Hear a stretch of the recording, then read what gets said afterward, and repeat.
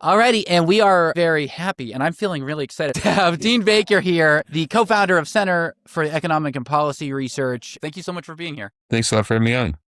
The first question I want to get to before we get into the real meat and potatoes of the episode. So you kind of have famous background of like predicting the housing market crash and all the drama around that. And I just wanted to ask you, how does it feel to predict something bad happening and it being right? Because it's pretty weird. I can imagine you have a lot of mixed emotions as this happens. Well, yes and no. I mean, I don't want to say bad things are going to happen. I mean, I know there's people who go around their lives saying, oh, everything's really bad. And I'm generally not one of those people. But I think, with the housing bubble, I felt it was important because my view, and I think I was totally right, that the longer it went on, the worse it was going to be when it burst. So the question wasn't whether it was going to burst, it was when. And the sooner the burst, the better, even though it was going to be painful. There's no doubt about it. And I say the same thing about the AI bubble today. Yeah, it's going to be bad when it bursts. But if it takes another 6 months, another year, another 2 years, it's going to be much worse. So I'm very, as much as I'm not thrilled to say, oh, it's really bad, it's really bad, it's really bad. I think it's important. People look at it. And again, maybe there's arguments on the other side. I've not heard them. I look for them, of course, but I've not heard them. So if I'm right and it is a bubble, it's much better it bursts tomorrow rather than 2 or 3 or 4 years from now. When the bubble did end up bursting, did it cadence what you would have guessed, I guess? Or like where on that spectrum of size to pain kind of did it fall on? Yeah, with the housing bubble, some of it was totally predictable. You'd have a lot of houses that were underwater. People, couldn't make their mortgages or didn't want to. I mean, I don't think there's anything wrong with it. Someone had a mortgage of, 300,000 or 400,000 on a house that's now worth 200,000. So a lot of people walked away. It became kind of a joke. I mean, it wasn't a joke to them, obviously, to give up a house, but it doesn't make sense to pay a $400,000 mortgage on a $200,000 house. So that was predictable. The full financial ramifications, that was not. I mean, I knew some banks would go under. I knew there'd be financial problems. But for example, that AIG, the huge insurance company, had issued, I forget the number, something like 600, 700 billion in credit default swaps against mortgage backs. I did not know that. So how could you? I mean, yeah, it was so crazy. Suddenly they were facing bankruptcy. The government, of course, bailed them out. But so there were aspects of it like that I didn't know. I'm not sure. I didn't follow who had issued credit default swaps. Maybe that information was available. I don't really know, but I didn't know that. So there are aspects of it I surely didn't know. But the general story that you'd have huge fall in house prices, you'd have a lot of people underwater, huge fall in construction. That was all 100% predictable, at least in my view, 100% predictable, and that there'd be a lot of financial stress. Some banks would go under. Exactly who, when, that I surely didn't know. But the thematics of everything and things, kind of the general story arc. Yeah. No, it's just, I can't imagine that feeling of the saddest I told you so. It's kind of like I told you so, but not good, but kind of good. It's probably very weird. Yeah, it's one of these things. Well, it'd be better to be wrong in some sense. I mean, if the housing market had continued to go up and everyone was happy, I'd have gotten by, but it didn't make sense. I mean, yeah, what can you do? Yeah, exactly. And so today I want to talk about so many things, but one of them, and I think like a good starting place because it's just the buzzword, I guess, itself now with this word affordability. And it's funny. It's one of those things that every politician's throwing around. Trump gets very bipolar about it. Sometimes he says it's a scam. Sometimes he says it's real. I don't know. Whatever. He's weird. I can't understand him anyway. But I guess I'm curious how you define the word affordability. And is there any kind of real economic kind of concept behind it? Or do you think it's more just the way people are now using the word like the economy, like just what how people say, oh, I care about the economy. And now it really meant I feel poor. Is that just kind of what that is now? Or what do you think? I think it is largely the latter. They are talking about their personal situation. And it's a very, very interesting story because obviously I follow the economy very closely. And during the Biden years, I was struck that obviously we had a lot of inflation. There's no disputing that. And I don't question those numbers. It's very clear, big jump up, and particularly gas prices. They came back down, but we did have a big jump up in gas prices. Food prices remained high. So you could look at that. Housing prices, big jump. So you could look at that, but wages were actually outpacing prices, particularly for those at the bottom. And I'm on Twitter. I probably shouldn't be your ex, but I was being inundated with people writing, oh, I work 2 jobs, 3 jobs. I still can't afford to buy groceries. And I'm looking at the data and going, that doesn't make a lot of sense because you had very rapid wage growth at the bottom. And again, that doesn't mean everyone. So it's, we're looking at aggregates, but if you're looking at the 10th percentile, so people earn more than 10% of workers, less than 90%, their wages actually rose very rapidly. So, these are people working in restaurants, working as custodians. There's a real shortage. I mean, this might seem like ancient history, but if you go back to 222, 223, there's a real shortage of people for those. Every restaurant, we're hiring, offering bonuses. Bring your friend in, we'll give you $500. We can't find anyone to work. We need anything. Remember the wageflation story? Oh, you're making too much money now. But that really was the case. A lot of people at the bottom were seeing big increases in wages. Well, I think it's fantastic. I mean, they're still, I'm not going to say someone who's earning $17.50 an hour rather than 15. I'm not going to say they're doing great, but they're doing better than they were doing at 15, and they were outpacing inflation. That really was the story for a lot of people. So I was thinking, okay, a lot of this is contrived. And right after the election, these people disappeared from my Twitter feed. So, they're either bots or someone was paying them, whatever. It doesn't matter. The point was they weren't real, because if they couldn't pay for their groceries November 1st, then they also couldn't pay for them November 10th, but they weren't saying that November 10th. So I thought, okay, that's not serious. But then I started seeing it again, and you started, not in my Twitter feed, but I mean, people complaining that they can't make ends meet. And one of the things I came to look at, this might seem silly, but I think it makes sense, that if you look at spending at fast food restaurants, and my reason for looking at that is that we know a lot of consumption is driven by high-end people. People make money in the stock market, not just an Elon Musk, but someone top 10% or something. They make money in the stock market, and they're going out and buying cars, go to restaurants, whatever. My thinking on fast food restaurants is maybe the people all eat at fast food restaurants. I know a lot of wealthy people do. That's fine. But I'm thinking they don't eat more at fast food restaurants because their stock went up. Totally. So I don't think that. So that, my Nvidia shares are so high now. I go to McDonald's. Yeah, exactly. It's not normally the sequence of events. Yeah, exactly. So I figured this is a pretty good metric of, let's say, the bottom 70, bottom 80%, how they're doing that, because it's a very much a discretionary expenditure. That if you're feeling tight, you eat at home rather than go to McDonald's or whatever. It's a way to save some money, simple way to save some money. So if you look at spending at fast food restaurant, that rose rapidly in 22, 23. Then it basically stops in 24, and it's actually headed down a little bit. I won't make a big point of heading down, but it's clearly not headed up. So that tells me that people really are squeezed. And recently we've seen that wages have not kept pace with inflation. So I think that people really are squeezed, that in terms of being able to pay their bills, their rent, their healthcare, the other bills, they're having a harder time. There's also some other issues. I don't want to get too technical with this, but I'm putting myself in the shoes of the Bureau of Labor Statistics. They try to do a good job with the consumer price index, but it doesn't always get everything. And I'll just mention one, healthcare. For most people, their healthcare is what they pay as an insurance premium, their copays. That's, what do you pay out of pocket? What do you pay for your premium?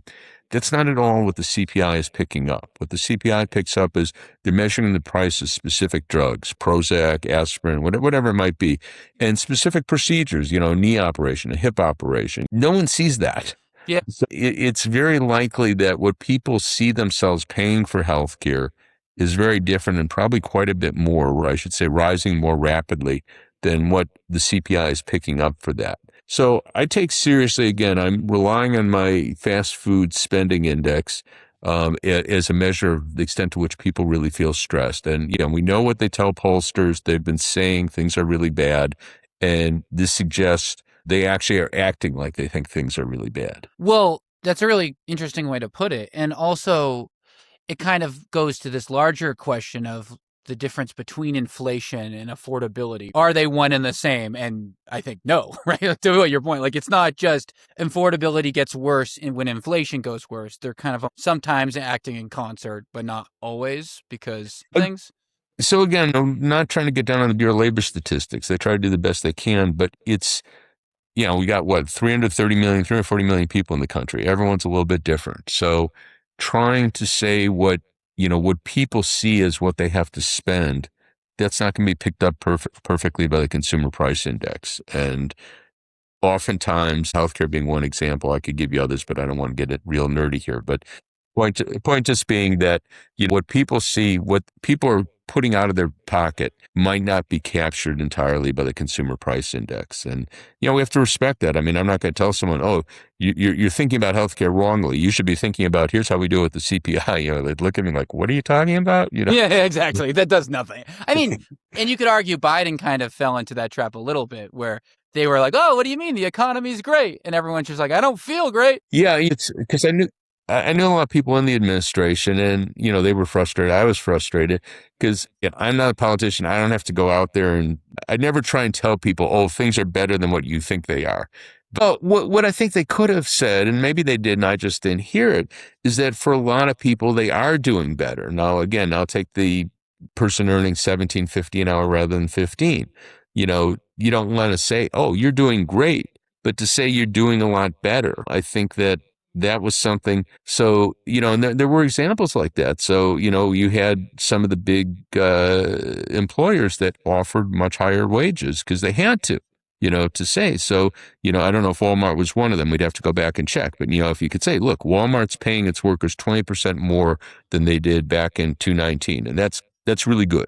It'd be great if it were 25%, but that's really good. That's outpacing inflation. So it strikes me that they could have said that without trying to say, oh, everyone's doing great, because clearly a lot of people were not. But why do you think, I guess, it wasn't felt? I guess it's two questions. To your point, there's a level of authenticity, kind of that you could say, like, what is actually really getting communicated? Is it narrative? But people generally did seem fairly grumpy regardless of it. So there does seem to be a little bit of a disconnect there from their actual there is situation. There's a feedback mechanism. And one of the things you see most clearly, and this really isn't disputable, that when the party in power changes, people's attitudes about the economy change with it. So what you see is, if we were polling, and you have the data, so this isn't hypothetical. You looked at what Democrats were saying about the economy before November 2024.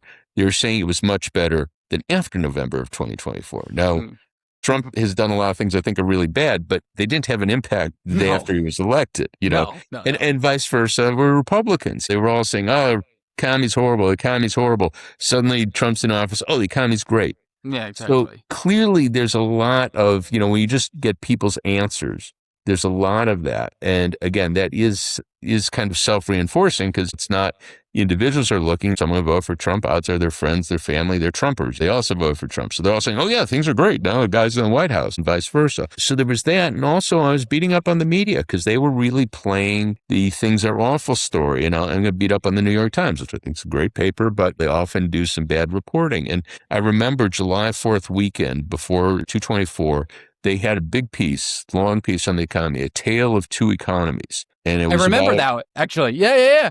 Yeah, that it was title a big is so piece, famous. It was a huge piece. Yeah. And to show the bad economy, they had this woman who worked as a airport worker, like one of the people that I think takes the food carts out. Something, it's a low-paid position. And her wages had not kept pace with inflation. And they even noted that. They said she's not typical. So Really? I'm going, why did you deliberately pick someone who you know to be atypical to represent low-paid workers? I mean, it was just you can incredible. Wonder. Yeah. So again, because it is the New York Times, that had a lot of influence. And, again, that's one particularly egregious example, but there were a lot of things like that where they were really hyping the bad. Another one was because they had another piece, not just the Times, the CNN did this, a number of them did it, and how young people have given up on the idea they'll ever be able to own a home.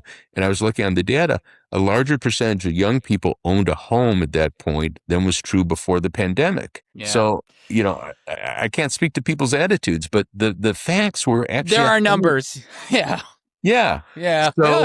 So anyhow, I think the media really did play a large and pernicious role in that. Well, and a lot of this started stemming up, at least in the modern discourse, with COVID. I think when COVID happened, all of a sudden, your average Joe started talking about inflation a lot more than just random near-election bubbling where it comes up and then people start using economic words and then they go away. And I guess just for the listeners, I'm curious what your thoughts are on how much was this recent wave of drama caused by COVID actually? I mean, I think a lot of people don't realize the pandemic was both Trump and Biden, he's eaten a lot of sin for the economics of the pandemic, even though the U.S. did fairly well comparatively to the rest of the world. But yeah, I'm just curious about what your thoughts are with the pandemic and a lot of the narratives that came out of it in terms of inflation and affordability, so forth and so on. Yeah, the pandemic, I mean, of course, it's a worldwide phenomenon, so we could see its impact elsewhere. And it was a comparable story, both in the sense that you had a big jump in inflation everywhere. And that's why I feel very confident. People go, oh, it was all Biden's fault. And go, was it Biden's fault? Inflation went through the roof in Germany and in Japan. And, it was everywhere. And we weren't an outlier. I mean, some were lower. Japan didn't get as high as we did. Other countries got as high or higher. So clearly that was a pandemic story. And again, going to the pandemic, Trump was there, as you say. I mean, it's become almost a joke. We have to argue over who was president in 2020. That was when we had the big shutdowns. You're unhappy with the shutdowns. That was Trump. So you really have a hard time blaming Biden. He didn't come in until January 2021. The shutdowns were over. Now, a lot of people still didn't want to go out. We should see the data on that, but that wasn't Biden keeping them from going out. There was people saying, I don't want to get sick or I don't want to risk getting my family sick. That was what was going on. It wasn't Biden telling anyone you can't go to a restaurant or whatever they wanted to do. No, it's interesting. And yeah, it's a larger theme of how a lot of politics gets covered in that. A lot of the time, like the average people on the left get blamed for their behavior gets passed on to the politicians, where it's like inverse on the other side, where it's always like, look at these guys online. Can you believe how crazy they are? But it's not actually what the politicians are saying. And I think there's been a lot of rewritten history on what the actual Democratic politicians were literally saying then. Whereas it might have been just your neighbor who had a snotty attitude about the man like that, and that people have projected that up a little bit. Yeah, no, the right has been far more effective in pushing their narratives, which often have little or no basis in reality, than the left just pushing reality, and that's literally that is unfortunate. And yeah, COVID's a prime example. And I'll just as a little sidebar, but I just was noting it the other day. There were big differences in how long schools were kept shut.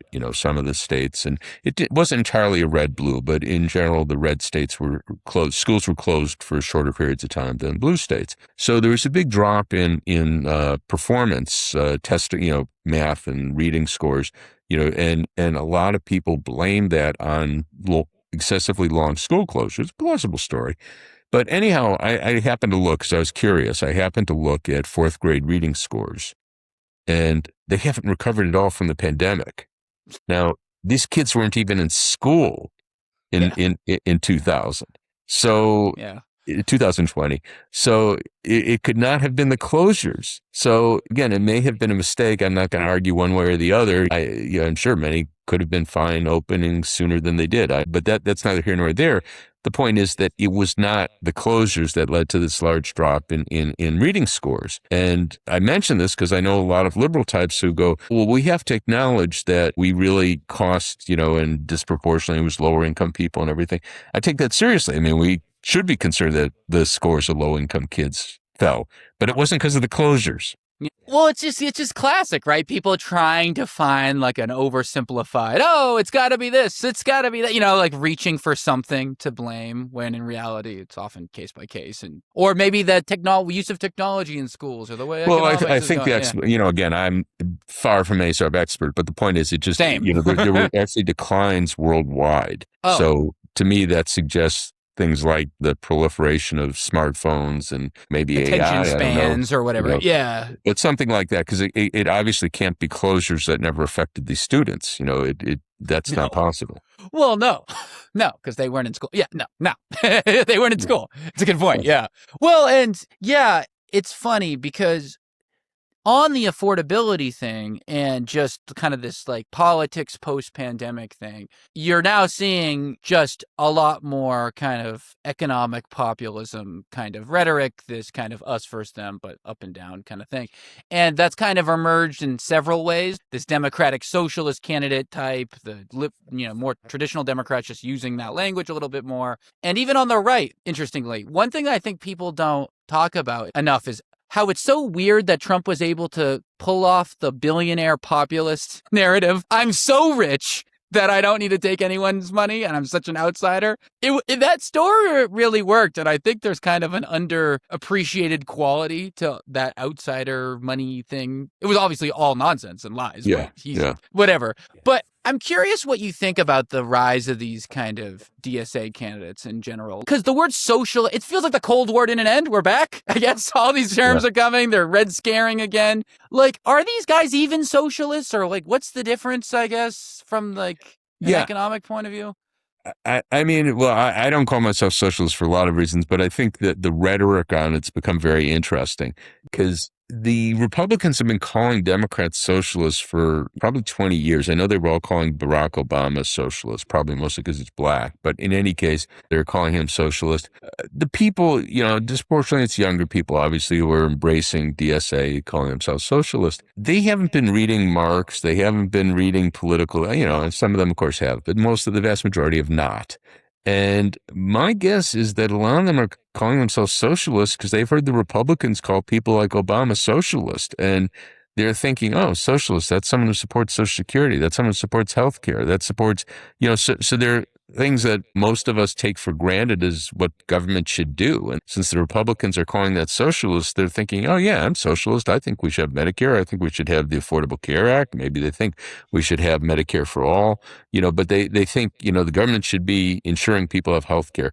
So I think when at least a large number of the people who are now saying they're socialist, they're just supporting the social programs that we've had since the New Deal, maybe expanding them. But that's what they're thinking as socialism, which, again, most of the country supports those programs. So whether they call them socialist or not is another question. But most of them support those programs. Yeah, they're probably really social democrats, like the actual political sciencey word of that. But that word means nothing, I guess, to most people. So they don't use it. It's a distinction that, for us political science, we'd be familiar with it. But yeah. You might as well just blow on their face with air. They just go whatever. A Democrat who likes to go to parties. So literally, that's what they would think if you said it. 100%. No, yeah. Well, and I think part of it is when Bernie ran in 2016, he just used Democratic Socialist rather than the other way around, even though he's probably a social actually, but whatever. Most of what he, I do know him, so I've never had an extensive conversation with him about it, but most of what he puts forward in his campaigns really are social democratic positions. He's never, at least I've never heard him particularly advocate like taking over the means of production, so Trump's the one who's, we've all been joking about that he's taking a share in Intel and USX, and I don't know what else. He's got like 30 companies now we've got some stake in. So talking about taking over the means of production. Literally. I keep telling people that. I go, Chuck Schumer isn't proposing taking 10% of Intel or whatever. That's crazy. Well, it just shows you how Trump he has nothing in common with Ronald Reagan at all in any way other than he used to be on TV. He has no, not that I was a big Reagan fan or anything. No, neither am I, but But he did have kind of a coherent ideology about the world, whereas Trump is just like, oh, that sounds good to me. I want a chunk of that. And which he virtually says, I'm not, he goes, yeah, I told him you were going to give me a stake. And I always wonder whether he thinks he's personally getting it or the country is. Literally. There's a distinction always. Well, nothing's less free market than the tariffs whole thing, right? Yeah. Trying to manipulate markets with tweets and it's crazy and tax and whatever.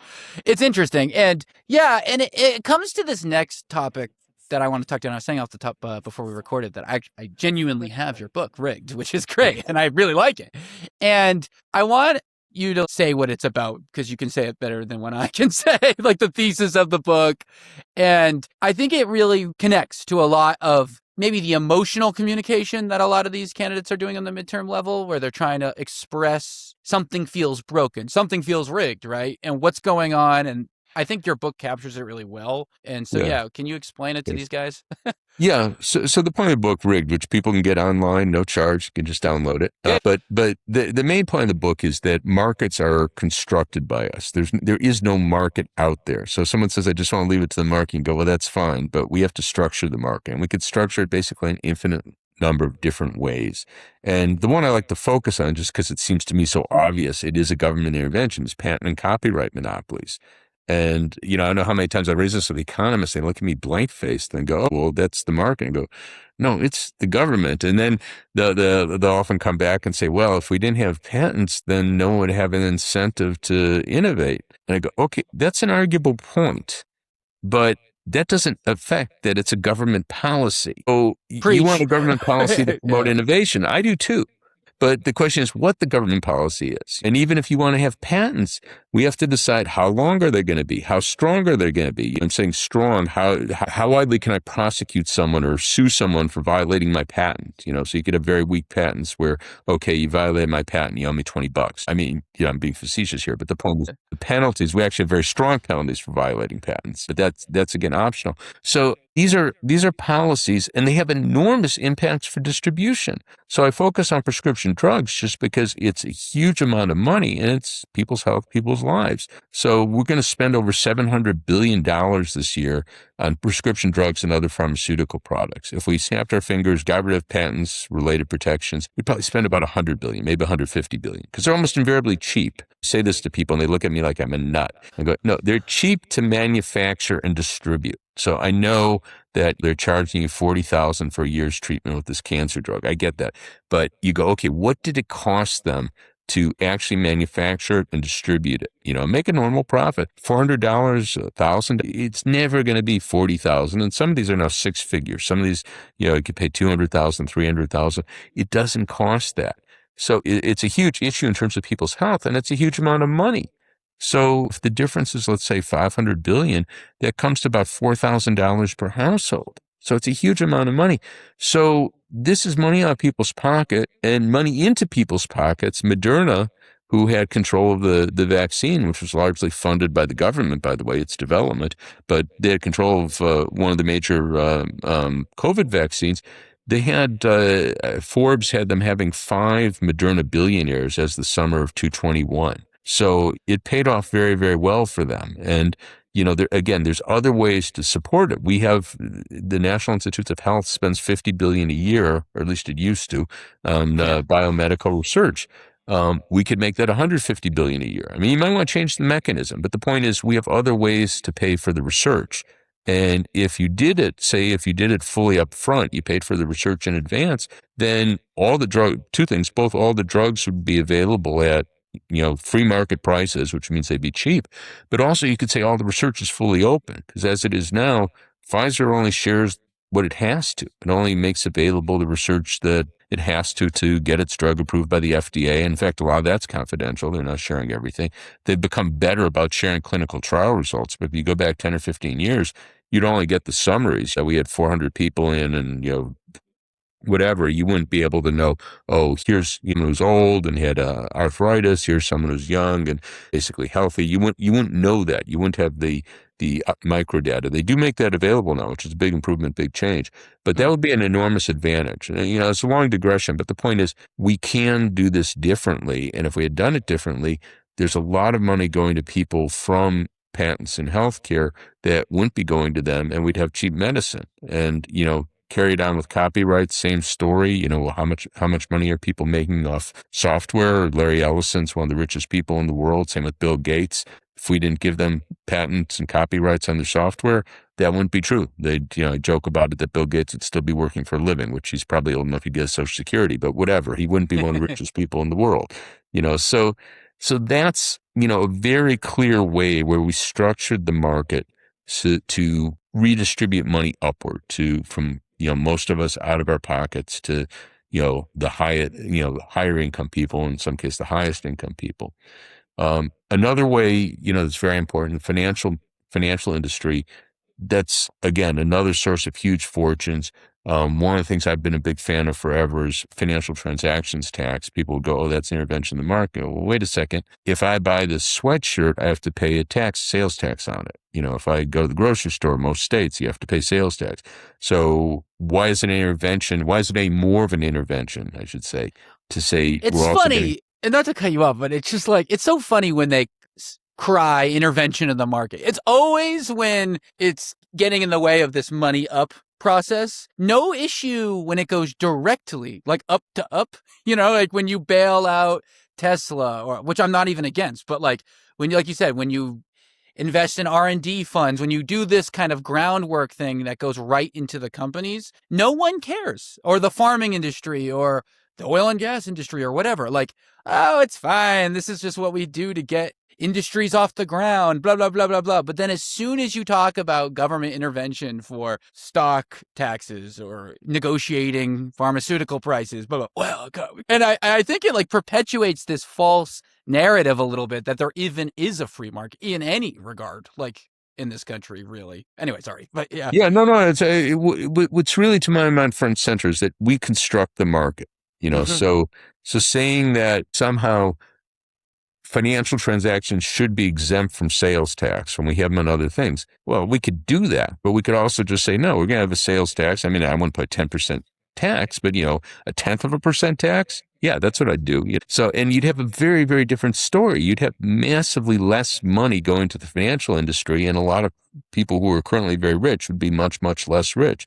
Another item along the same lines that I've raised, it just strikes me as kind of common sense, that private equity, a lot of the gaming with private equity is that their standard practice is they buy a company, strip it of assets. So if it's this is a common thing. So if it's a restaurant chain, they'll sell off the real estate, and then the restaurants have to rent them back. So they sell off the real estate and they put it in their pocket. So in private equity company, I bought the restaurant chain. I tell them, you're going to sell off your real estate and I get it. Not and I own it, so I could do whatever I want. So they suddenly lost all their real estate. They have to pay rent every month. I could have them issue a special dividend. So they had $500 million in the bank and go, oh, you're going to pay that to me. I want you to, and they could tell them they want them to take out debt. They'll issue bonds and they'll take out debt. And that puts them very vulnerable to bankruptcy. And a lot of them do go bankrupt. Yeah. So if they go bankrupt, then the private equity company goes, oh, that's really too bad.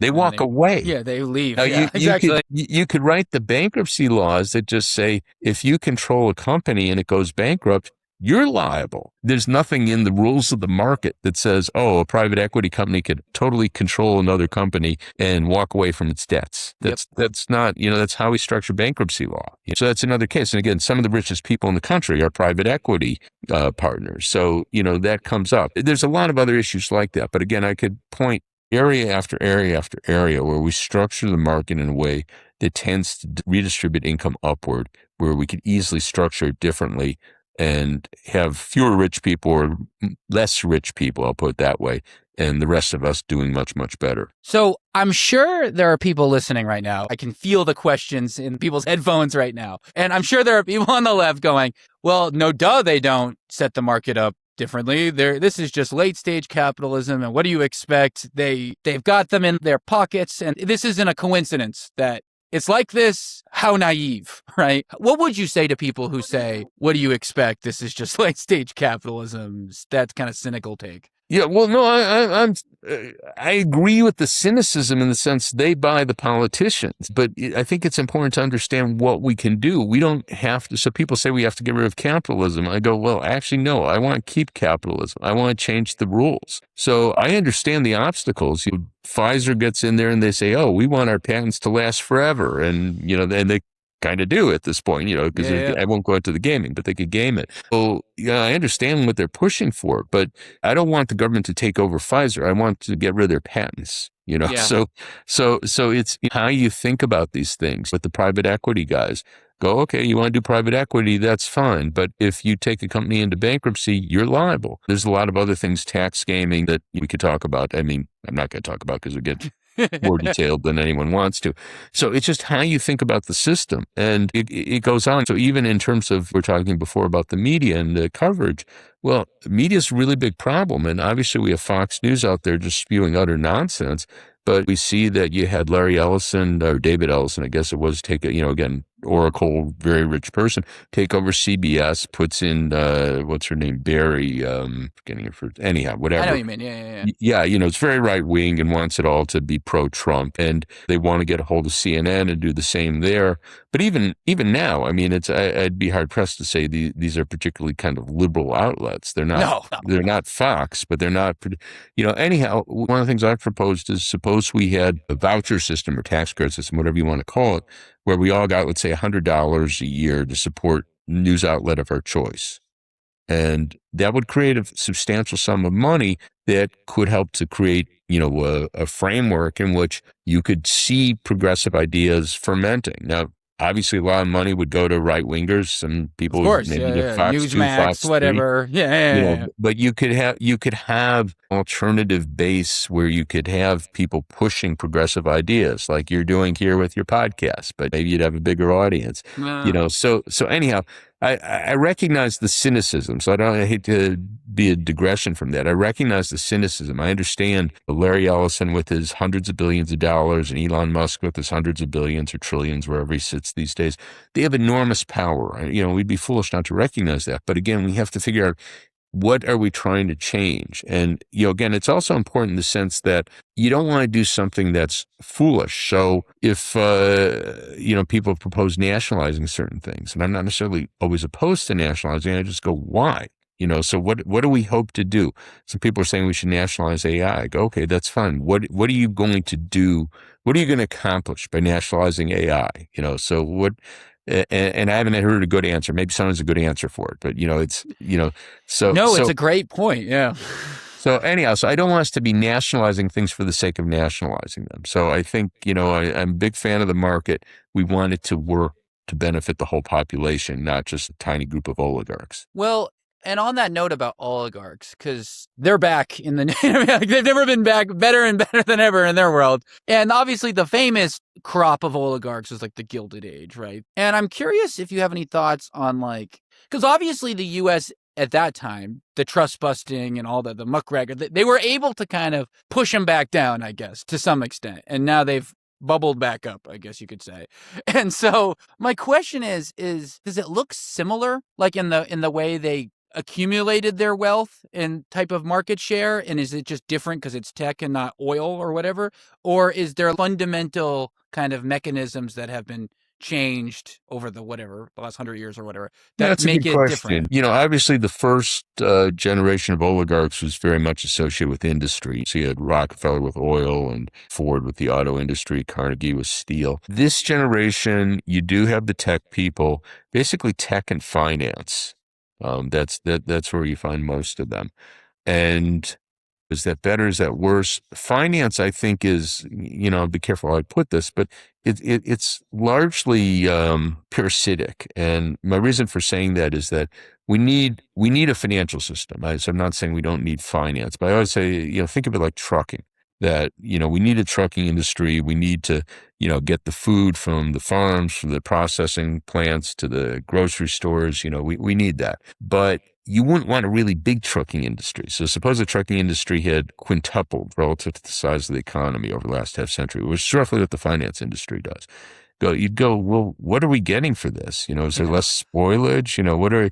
And I'd say that's kind of the story with finance, that, it's not clear what we get, and people could point to things like, oh, we can get credit default stuff. So, okay, but what does that do? How does that helping anyone, Woohoo. So, Yeah, yeah. exactly. What a treat. So, Yeah. so there's 1,001 complex financial instruments, but they're not doing any good. Crypto's the best story like that. What the hell do we need crypto for? What does it actually do? Yeah. I mean, Yeah, yeah. yeah. So that's, so I'd say finance is definitely a real source of waste, parasitic industry. Again, recognizing that there's needs for finance, but it's gotten hugely bloated. In the case of the tech sector, they do a lot of great things, but we could have done that differently. We should do it differently, and we've allowed for these huge fortunes. to accumulate. And it's, I think really dangerous for society to have such massive fortunes. Now, I was talking earlier about the AI bubble. If that bursts, then maybe there'll be fewer fortunes there. Yeah. But again, I think there's been really big problems with the way we've fostered the high tech sector. Well, this just doesn't seem like we're enforcing a lot of these antitrust laws in the way that they were actually, maybe the spirit of them, like they were intended. Feels like they always come so lagged. Like after the damage is done, you'll see a news story years later. Oh, Facebook feed for consolidation of blah, or like some sort of penalty paid for this monopolistic practice from 2010. And I'm like, what happened? Like, why is that 5 years later and not enough? Like a little bit. Well, it's interesting. I've not followed it closely, but there's this suit that, California, a number of other states have brought against Facebook. The gist of it being that they deliberately designed Facebook, and I guess Instagram as well, to be addictive for kids, which again, I can't speak to the merits. This will get into a lot of details that, I wouldn't be qualified to assess. But insofar as that's the case, that would be a really big deal. I mean, they're asking for hundreds of billions in damage, which even for Facebook would be a lot of money. Yeah. So it's, because often I know exactly what you mean. There have been any number of cases where they end up losing, and then they say, okay, we'll pay you 10 million or 20 million or whatever, which for Facebook, Mark Zuckerberg could pull it out of his pocket and go, yeah, whatever, but if they lost the $200 billion case, they would feel that. So, again, I have no idea how that case will go, but that actually would make a difference. But like yeah, a real punishment. Yeah. Yeah. But that's been the pattern where even when they're found guilty, it's trivial. And again, not to go off on another tangent, but this is one of the ways in which we've seen this upward redistribution has been that workers' bargaining power has been hugely weakened. It's much harder to form a union. And one of the reasons why is that basically companies could do all sorts of often illegal practices, so not just unethical, but actually literally legal practices to keep workers from forming a union if they're caught. So it goes to National Labor Relations Board, not normal court, goes to National Labor Relations Board. The consequences are trivial. So if you're a company, you don't want a union, which most of them don't, you could just fire someone who's been organizing a union. It's illegal, but you don't say you fired them because they're organizing a union. You say you fired them because they came 10 minutes late to work yesterday. There's always something you can find. Yeah, exactly. Yeah. If you end up losing your case, which you might, if that's the story, take it 6 months, a year, 2 years, the organizing drive's over. So again, this is, how you enforce the laws. So there's nothing anti-capitalist, they'll be unhappy about it, but you'd still have a market where you just said, okay, if you break the labor law, you're going to pay a serious penalty. Suppose you fired a worker because they're trying to form a union, you have to pay $100,000 penalty or $100,000 to the worker. I mean, that would make them think twice, maybe not for one worker, but if they plan to fire 5 or 10 or 20, which some of them do, that would make them think twice. No, for sure. And one question that I've been asking basically all of our guests, and it's really been interesting to see all the different responses to it, because it's something I think about. I've been thinking about a lot. This has been on my brain for a while, and I'm really curious what you're thinking. And I always have to preface it with I don't obviously like what Trump is doing at all. But one thing I find very interesting is how he throws the weight of federal contracts around to bully the private sector and universities as well, sadly, around, basically. And the best example of this was obviously when Elon Musk threw his hissy fit after they had their little falling out. And he goes, you know what? No more SpaceX money if you don't do this. And then Elon just shut up, immediately just did whatever he wanted. And we do see him throwing the weight of the federal funds around to bully the market in his way. And I don't think that's good. My gut says that's bad, but I won't lie. There's a part of me that just goes, should they have been doing this with net zero goals, or hey, you want more R&D funds? Well, you're going to have to let us negotiate X, Y, and Z, and kind of use that kind of strong arming of federal funds to do things that they think are right? Or is that just a slippery slope kind of logic that's stupid and Trump's nuts? I think you can do that, but I think it's important to be done legislatively so that there's a clear standard, so it's not be arbitrary. So you could, and there were efforts to do this in the Inflation Reduction Act, because, you had measures to promote clean energy, electric vehicles. and they had wanted to have extra incentives if they were union. And that didn't get through. You had mentioned who was very much opposed. There were probably others Yeah, thank you, who Joe, for that yeah, one. Joe Joe Manchin. Manchin, yeah, he just had Yeah. I'm sorry, I Senator remember from that. West Virginia. Yeah. So they couldn't get that through. But if you could do that legislatively, I think the point is that you set a clear rule. That's the issue. So you don't want the president, and I certainly don't want Trump, but I wouldn't even want Biden saying that, oh, I like you, you meet this bar. So I'd rather have it that, okay, we set a clear standard, and if you do X, Y, and Z, then you get an extra subsidy, because we were subsidized, subsidies for clean energy for electric vehicles. So good policy. And you could say, okay, if you do X, Y, and Z, then it's 10% more or something. I think it's perfectly reasonable, but I wanted the legislation. I don't want, the president, whoever they might be, to be able to say, Pushing his button. Yeah. yeah, No, it's interesting. Yeah, I think that's the right answer. And I agree. It's just I can't, because I was working with the IRA stuff a lot, and it was driving me nuts how slowly the funds were allocated I was working in the offshore wind industry, and obviously that's dead now. Thank you, Trump.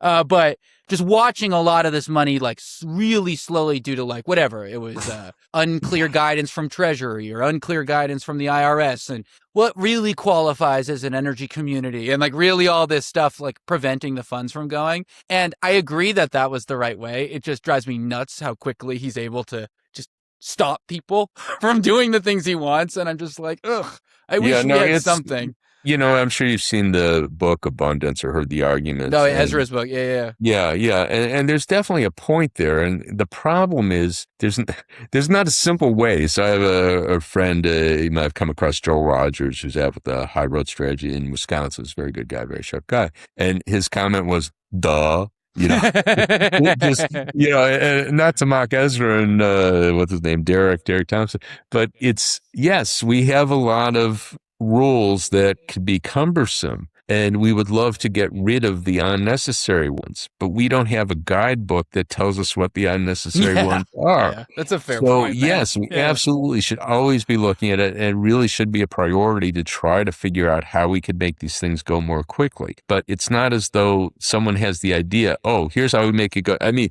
we can make it go more quickly, but just get rid of all the safeguards, and we'd find we did a lot of really stupid things. Of course. Yeah. That's the whole reason why safeguards exist. Yeah, no, exactly. I mean, go back to the, one of the best stories, clearest stories, the urban renewal of the 50s and 60s. We tore down a lot of black areas, many of them were in bad shape, but we just destroyed them, put up highways, divided the city. We're tearing them down. In the last 20 years, a lot of those have been torn down, 28, 30, and I think most of us would agree those were mistakes. And, again, if you give it more thought, you could prevent those mistakes. Now, does giving it more thought mean it takes twice as long to do it? Well, it might. And that's really, so we want to get rid of bad regulations. That's clearly the case, but we don't have the guidebook that tells us what the bad regulations are. No, yeah. So it's a great point, and I do think it's very easy for people to say, "Oh no, the reason that they don't do anything is because they're bought out." People just always like to think there's some sort of ulterior background noise, and sometimes there is, but a lot of the times there is. I mean, with a lot of, and you were on the ground, you probably know examples of this. A lot of the obstacles to doing things like getting the charging stations set up, that was from the industry, the car industry that didn't want them. Yep. They didn't want these set up, so they know what the rules are, so they go, oh, we could delay it this way, we could delay, so it wasn't nefarious, but 100%. So how do you prevent that from happening? Well, and talk about an industry that is very comfortable with market manipulation helping them when they tariff Chinese EVs. And so much of the auto industry is manipulated to help American automakers, which, again, I'm not saying I'm against. I'm just saying that is true. Like, I went to Spain the other day. There were BYDs all over the country. And I'm wondering, wait, we don't have a single one of these. Oh, I wonder why. I look it up. The tariff on these cars is like 1,000.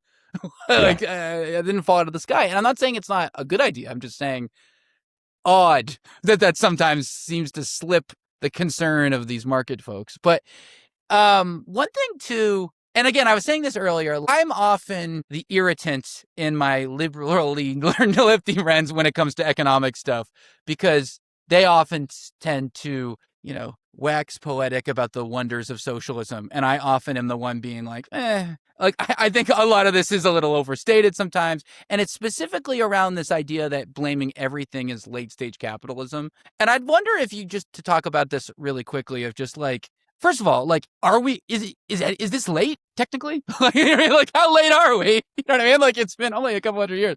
And second of all, like, what does that even mean? I'm just curious from a real economist so they can say it's not just Nick. What are your thoughts on that? Do you think a lot of this is a product of late stage capitalism, whatever, or is it just corruption? Well, in terms of late stage capitalism, I remember when I first got interested in economics as an undergrad, so this is back in the 70s, and there's this big book that, looked very authoritative called Late Capitalism. Yeah. That was 50 years ago. Yeah, it's been late for a while. So late. Yeah. Yeah. So, if we're expecting some, big collapse and I don't see that happening. And if it did, I don't even know what it would mean. Where does it get us? I think it's just kind of a laziness or maybe, hope, oh, it's just going to blow up and then all will be good. I think it's just not very careful thinking. So, when you look at the bad things that are happening, I think you have to kind of take them apart piecemeal. So, I was talking patents and copyrights and, obviously they would fight like, I see it, that the pharmaceutical industry, anything to weaken their patents, they'll fight like crazy. But we should be clear, that's not capitalism. That's, a regulation that's there to give them a lot of money. And it does, and same, you could look at things like, in the tech, Section 230, that gives the social media platforms protection against liability, against defamation suits. That's not capitalism. That's something that's put there for their benefit. I mean, there's all sorts of things like that you could look to change. So I think just saying it's late stage capitalism, what can you do? I think that's just lazy. Yeah, I agree. I mean, and people listening are probably like, oh, here we go. Nick found someone to just agree with it because I'm always ranting and raving about this. And I really like that Why Nations Fail book. And I just often say it's just corruption. Read this book. Sweden's systems work because they're actually governing in good faith and they're trying to actually help the populace. And that's a big reason why their economy works and corrupt places don't. Nevertheless, last thing before we get out of here, because I want to talk about something that people know I'm talking about a lot, which is this whole energy and AI and data center. Talk about nationalizing something. I think it's weird that utilities are on the stock market, period. I think it's odd that we're allowed to put like National Grid and Eversource, given where they are, like they have to make a profit. Like, what are we talking about? But anyway, I'm curious how you think the kind of rigged rule, like you were saying with the pharmaceutical industry and IPs and patents and stuff like that, we're in a really interesting moment where like a lot of the rules are being written for data centers around AI and that market in general, from literally utility rate classes to like policy and stuff like that. And I guess you've got a better eye than most on seeing if it's designing in this way that you were describing throughout the conversation. Do you see that happening with this still from what you see? Or That's a good question. I guess I think we're in kind of an unknown world because I don't see, again, saying that I think very much AI is a bubble. I don't see big profitability there. So I think what we're going to end up with is a situation where AI ends up being a much, much smaller market than, the hyperscalers are anticipating. And what that means is there won't be the big profits there. They won't, you probably see a lot of these data centers, in other words, sit empty, sit idle. And, that will, I don't know if that makes it simpler or harder, in the sense of how do you regulate them? Well, if they're not operating, that makes it easier, I think. But, who gets stuck with the cost? Well, hopefully whoever had the brilliant idea to put them up and thought they were going to make a lot of money on them. So I guess I don't know if I want to say, oh, let's wait till after the crash and figure out what we want to do. But in some ways, I think that might make sense because I don't think we know the world, and it's one of the cases where the range is just so incredible. So you have the AI optimist that, oh, you can decide whether optimist or pessimist, but it's totally change everything. It's going to lay off half the workforce. That being pessimistic, but it means it has a huge, huge impact. Then you have others, which I would put myself in that category, say, well, no, its impact is going to be much more modest. And, it will definitely have an impact. I mean, some people lose their jobs, but nothing like half the workforce. And what you're going to see is that the AI companies are not hugely profitable. They might not be profitable at all. And, the infrastructure being laid for it, a lot of it will go to waste. So these are very, very different worlds. So which one do we prepare for? And I think that makes it very hard. If I'm wrong and, the AI optimists, if you want to call them that, are right, you need a whole different story than if I'm right. And yeah, it's a big deal, but it's nothing like what they're envisioning. Interesting. Yeah. It's one of the things that I've been thinking a lot about, because on what you were saying earlier about like this nationalizing it, the Bernie's plan about we'll own half the AI companies and stuff like that. It's interesting. One thing I think a lot of people don't understand is that like the companies like OpenAI, Anthropic, like the AI that people use, they don't own the data centers. They Right. rent the space out. So it's actually a whole crop of real estate companies, hyperscale, like all this stuff. And so they're kind of different. And so if you own half of Anthropic, those valuations are dependent on them getting their data centers built with the energy systems in place. And so it's really hard to do that when you own FERC, when you are the government. And also you've been saying they're the devil. And also now you're going to have to permit them around people. Like it just, I don't know. It No, seems well, like a that's lot. exactly why I'm not anxious for us to own the AI companies, because Yeah. obviously this has to be regulated. And I don't know how giving the government a half stake in the companies themselves improves the regulation. You know, No, if anything, it would incentivize you to not regulate yep, because yep, you'd want yep, more money, right? Or exactly. you're intentionally sabotaging your asset, which doesn't make any sense either. So yeah, That's right. it seems like you're walking into a buzzsaw with that idea. Like, you know what I mean? Like, I just don't actually think that works. It sounds good, you know what I mean? But it doesn't actually. No, and it's a great example to my mind. You go, okay, you want to nationalize something? Why? Why? Yeah. And how? And like, you do realize it just because the grid is confused. This stuff is confusing. People they don't, I think I think a lot of, on the media point of view, and I literally work at an energy media company, so I'm kind of hitting I'm punching myself in the face kind of by saying this, but I do think like the media has done a really bad job communicating data centers and AI and what's going on, what they've been like, what are the actual effects on energy prices and like things like that. And they've just let the narratives go nuts. And it's not that there isn't merit to a lot of the real reasons that they're causing problems. It's just that they've almost given people no ability to have a thought. You know what I mean? By like not talking about it with, I don't know, respecting the populace, I guess, in a way that they'll be able to digest it. Yeah, well, that's been an ongoing thing of mine that, the media often doesn't put anything in a meaningful context. And, the place where I, harp on this most is in budget numbers, so that they, that's came up with AID, Elon Musk goes, oh, I'm going to get rid of 25 billion, whatever the amount was, the exact amount that we're spending on it. And people go, oh, it's a lot of money. You go, well, that's like 3/4% of the budget. So, you're not going to balance the budget. Again, you don't want to waste money, even if it's not that large an amount. But the point is, it's not as though we're now going to be able to provide national health care insurance, or we'll give everyone a big tax cut because Elon Musk has gotten rid of USAID. Yeah.